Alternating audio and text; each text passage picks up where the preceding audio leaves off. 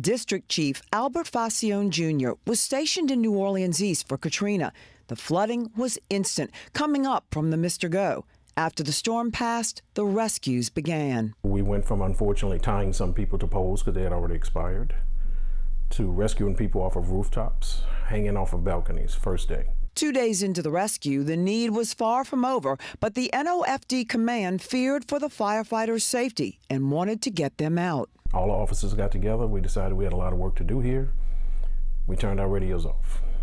The next morning, I swam into Walmart with my friends. We grabbed every two-way radio we get our hands on. We had to build our own communication network now. Now, citizens could listen in, and for days upon days, they got calls for help, dropping rescuees on the only high ground at Chef and Bundy. They shared baby formula, medication, and hugs. They built a shanty town in a matter of days. They had shelter for the elderly. They had Winn-Dixie down the street. They were cooking all day on barbecue grills and sharing food. It was a community on Chef Highway. Around day 5 or 6, the firefighters made it to the senior high-rise apartments on Lake Forest near Reed. There was a lady in the window, and she would wave at us. And she was on the 5th floor. We counted. And we said, "We're coming back for you." They began to clear it floor by floor. We found some people alive. We found some people who didn't make it. And this is where the story gets complicated. When they got to the 5th floor, they found that lady who waved to them for days while they were saving people in the waters below. We open the door and we see who we now know to be Connie, sitting in a window in a wheelchair, a powered wheelchair.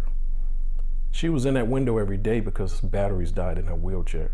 Connie suffered from brittle bone syndrome, a genetic defect making her extremely fragile. You can apply very, very little pressure.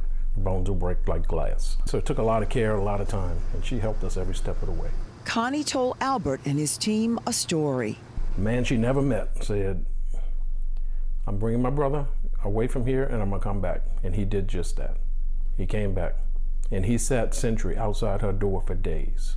Connie told us he said he would stay with me. We talked every day and then he left me. Albert says none of the firefighters had the heart to tell her this.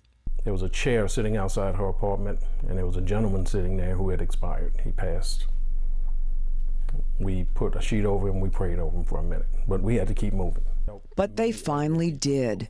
And we had to sit on the bed with her and tell her that the gentleman never left her. Her hope was realized. He was just outside the door. A complete stranger. The firefighters named the unknown humanitarian Bob. Hope never left you. He was here.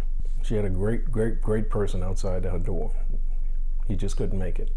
Albert says to this day, when the team of firefighters all gets together, they reminisce and they always talk about Miss Connie. He said for years he tried to find her, but without a last name, he never had any luck. And then about 10 to 12 years after Katrina, he's pretty sure he found her in the obituary section.